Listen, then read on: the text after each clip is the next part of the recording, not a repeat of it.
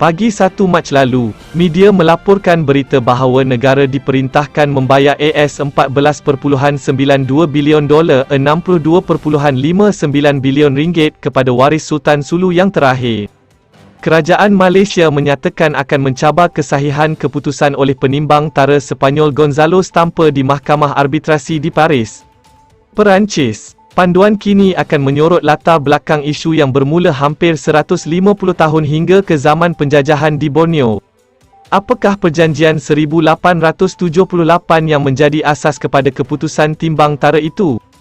Perjanjian 1878 ialah perjanjian yang membenarkan Sultan Sulu ketika itu, Sultan Jamal Al-Alam, untuk menyerahkan Sabah ketika itu dikenali sebagai Borneo Utara kepada syarikat Dan Overbeck.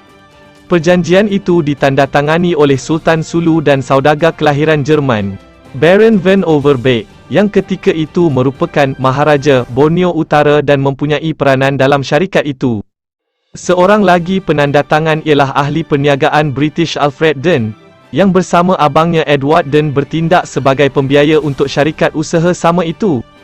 Berikutan perjanjian itu, syarikat itu memperoleh hak wilayah ke atas Borneo Utara dan hak terhadap sumber mineralnya. Sebagai balasan, syarikat usaha sama itu akan membayar wang penyerahan tahunan sebanyak $1,000 kepada Sultan Sulu. Syarat-syarat perjanjian itu kemudiannya diluluskan kepada Malaysia pada tahun 1963 apabila Sabah menyertai Sarawak dan Malaya untuk membentuk Persekutuan Malaysia.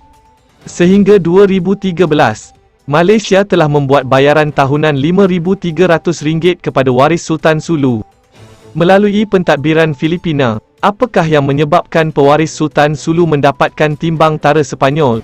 Waris diraja itu meminta timbang tara Sepanyol pada Julai 2019. Selepas Malaysia berhenti membuat pembayaran tahunan RM5,300 sejak 2013. Pembayaran itu dihentikan selepas pencerobohan ke Lahad Datu, Sabah oleh kumpulan bersenjata dari selatan Filipina pada awal tahun itu. Kumpulan militan itu mendakwa mempunyai kaitan dengan Kesultanan Sulu, yang digunakan sebagai alasan pentadbiran Malaysia menghentikan pembayaran. Bagaimanapun, menurut bekas Peguam Negara Tammy Thomas, nampaknya tiada bukti tentang hubungan tersebut. Dalam memoarnya My Story, Justice in the Wilderness, Thomas mendakwa pemberhentian pembayaran kerajaan Malaysia akan menelan kos yang tinggi kerana tiada alasan undang-undang untuk mewajarkan tindakan sedemikian. Waris diraja sekarang mendakwa Malaysia melanggar perjanjian 1878 dengan menghentikan pembayaran tahunan. Bagaimanakah penimbang tara Sepanyol mencapai angka RM62.59 bilion sedangkan bayaran tahunan hanyalah RM5,300 setahun? Menurut Thomas, Peguam waris Sultan Sulu didakwa telah meminta tafsiran semula perjanjian 1878 untuk meminda status Sabah sebagai wilayah pajakan dan bukannya wilayah yang diserahkan.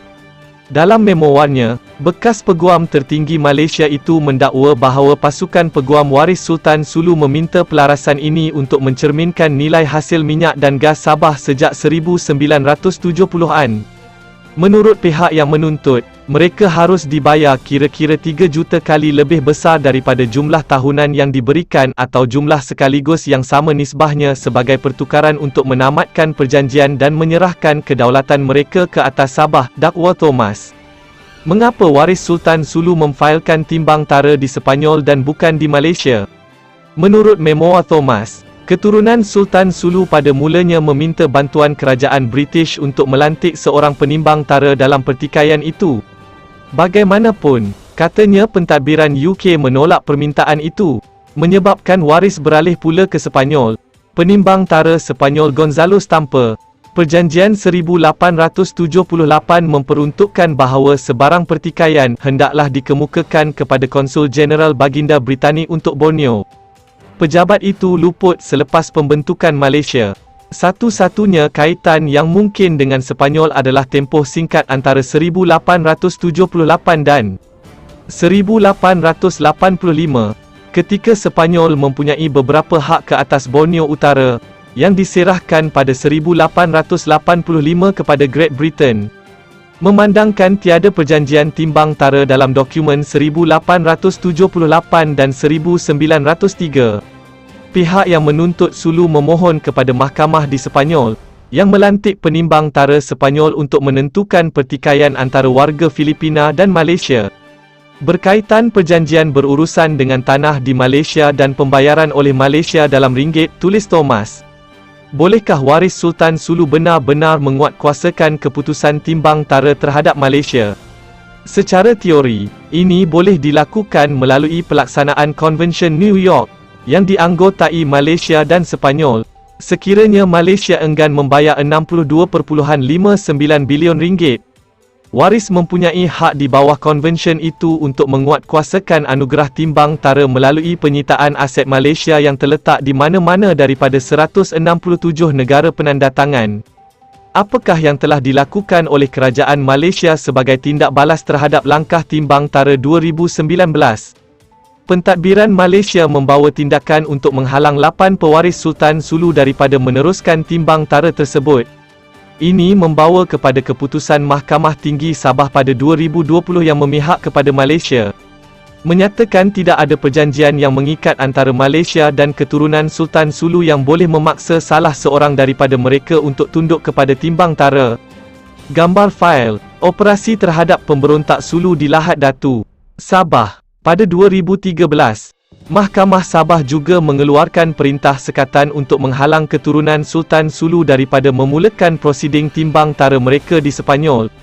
Menurut memoir Thomas, kerajaan Malaysia sedang memfailkan perintah Mahkamah Sabah di Sepanyol semasa hari terakhirnya memegang jawatan Peguam Negara pada awal 2020. Apakah asas keengganan Malaysia membayar anugerah timbang tara 62.59 bilion ringgit? Putrajaya telah mengisytiharkan timbang tara Sepanyol melanggar kekebalan kedaulatan Malaysia. Kerajaan Malaysia mendakwa anugerah itu terbatal dan tidak sah berikutan persoalan mengenai kelayakan penimbang tara Sepanyol Gonzalo Stampa untuk mendengar prosiding timbang tara itu.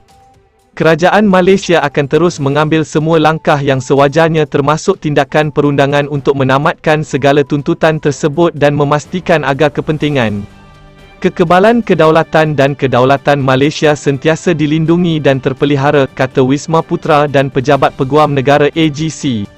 Kenapa Malaysia tidak hadir dalam prosiding penimbang tara Sepanyol yang dijalankan di Paris?